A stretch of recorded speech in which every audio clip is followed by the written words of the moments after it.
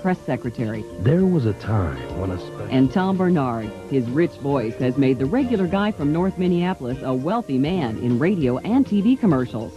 When a Pat Miles special returns. For photo.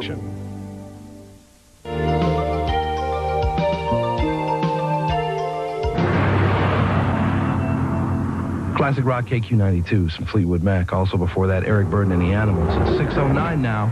Be right back in a couple of seconds with Terry, Tony, and Tom. Also, Starch Menthol. And Jeff Passold here. News information, KQ Satellite Weather. And the sports. Minnesota's choice for rock and roll, KQ92.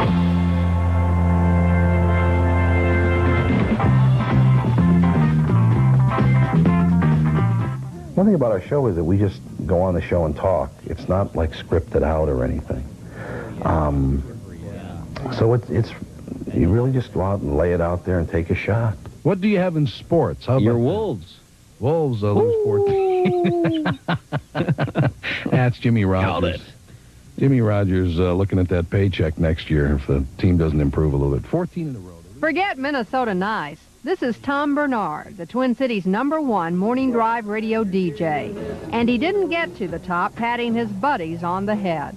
Tom's trademark is his brash, sarcastic, often arrogant, tell-it-like-it-is style. To tell you the truth, I think that for Mike Tyson right now, going to prison would be the best thing because it'd get him away from the unseemly element like Don King. Okay, guy's in prison. I will not hurt someone's feelings purposely. I won't do that. Did you used to do that? Oh, I think so, but I didn't do it on purpose. I just was trying to find out where that boundary was. And I found out now, and I know. And I think, again, I need to remind everybody that I'm still learning how to do this, because I didn't know how to do it. I just went on the air 6 years ago and just did it. First of all, what I do is just what we did in the neighborhood. The neighborhood is North Minneapolis.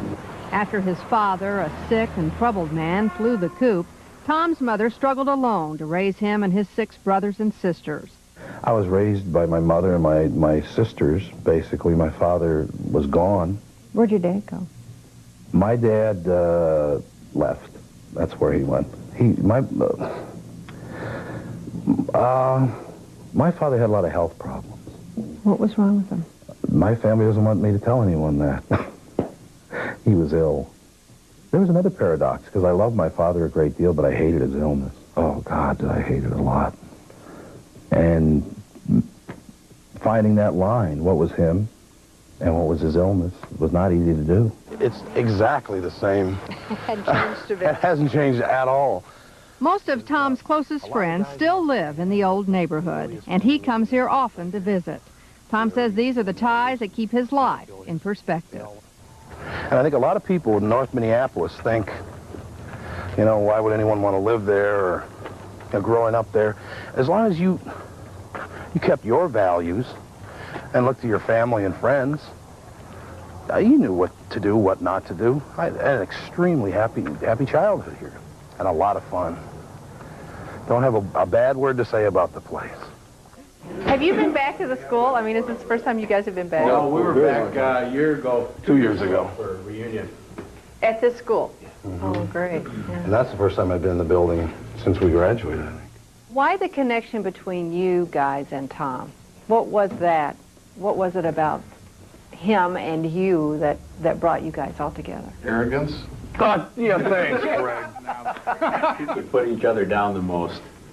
Yeah. That was it. And who could? Well, Tom thought he could. I think everybody was pretty glib back then. In fact, you can hear some of the old phraseology and some of the old sayings coming over on Tom's program. Did you know Tom was going to be a big radio personality someday? When Tom was about 12 years old, sitting at Guy's house, that was the hangout, Lorentz place. He says, by the time I'm 35, I'm going to be a millionaire. I think we all really believed that he was going to be the success he talked about. He ate, slept, and drank radio. When we were out playing outdoors, he was listening to radio and babysitting brothers and sisters. Well, Tom's obviously been extremely successful. Has he changed at all, in your opinion, as a result of that? You know, it's too bad, but he hasn't. I think that's part of his success, is that he does come off as that genuine guy that he was years ago. You asked why we all connected. Another reason is that family issue again. And 30 guys that we went to school with are either dead or in prison, and they're going to be there forever. And the question is asked, why didn't any of us end up that way? It's because of the family thing. None of us would have wanted to. I mean, I know all these guys' parents, and none of us would have wanted to treat our families that way, and that's why. It would have broken my mother's heart if I had become a hoodlum. So I didn't. And that's a fact. No, I think it's interesting that you were raised by all these women, and you're such a guy's guy today. I don't think people that's true. see you that way. You think they do, really? Oh, sure. With your radio show, well, you're also married to a very strong woman. Her attraction for me was the fact that she's very, very independent. She's a very strong woman and will put up with absolutely nothing. And I admire her for that. As frustrating as he can be, because he's so hyperkinetic and, you know, very stress-oriented and on the phone, who said this about me? Tom's wife, Kathryn, was in on the ground floor of his career as a producer on the very first KQ morning show. And she says she knew then unequivocally that Tom was headed for radio stardom. I guess he knows what people like. You know, he just knows how to tell a joke. And now here's what it is. Haggis is minced sheep's heart. Don't tell me this. No, well, listen to what's in this dish. We're having beef Rudy. So how did you get into broadcasting? I went to school, Brown Institute, on what was then called the WIP program, Work Incentive Program, Hennepin County. It was for underprivileged children. So you were given what amounts to a scholarship for underprivileged children to go to Brown. Mm-hmm. You excelled there? No, I was thrown out 7 times. As a matter of fact, And you thank didn't for even asking quit that. once? No, I didn't quit there at all. I didn't quit that school at all. No, I was tossed from that school 7 different times. I have a history of that also, by the way. The fact that I went to Brown 7 times, and I worked for Mr. Hubbard 5 different times. So this is the 2nd time I've worked at KQRS. I worked almost everywhere I've ever worked. I've worked there at least twice, and maybe 5 times. Well, what is that? Where does that come from? Where does it, bailing on things like that? Yeah. I don't know. You call it bailing. Some people call it quitting. Bailing, quitting. But bailing sounds funnier. Why do I do that? That's an authority thing, you know? But I grew out of that. Complete read, track 1616. When your office has 200,000 acres of rugged woodland, and you train the men who prevent... If you haven't heard his wit on rock radio, you no doubt have listened to Tom's voice in commercials. There's nothing else this effective with the clean, classic scent of Old Spice. It's a second full-time job outside KQRS, and with a number of national voiceover contracts, even more lucrative. And now Miller is bringing it back for a boldness that strikes a whole new chord. Miller Reserve 100% Barley Draft. Taste what barley does for beer. Reserve and Reserve Light. A bold departure. He's what you call a network voice. So his voice is going to be used quite a bit for national spots, as opposed to only the local market. Tom, this voiceover work, it's extremely lucrative, is it not? I mean, it's made you a millionaire. Well, maybe. Yeah, so. And you really don't need to work. Oh, that's work. At a radio station. No, I suppose that is true. Yeah, it's true. Maybe that's why I do enjoy doing the radio job, because I guess I wouldn't have to.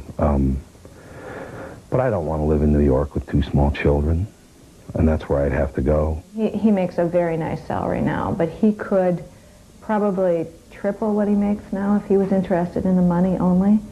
And he's not. He'd rather stay in the Twin Cities and have a life, have a family, and be around things that he loves. So what's the future hold for you? Hopefully, I'll always do voiceover.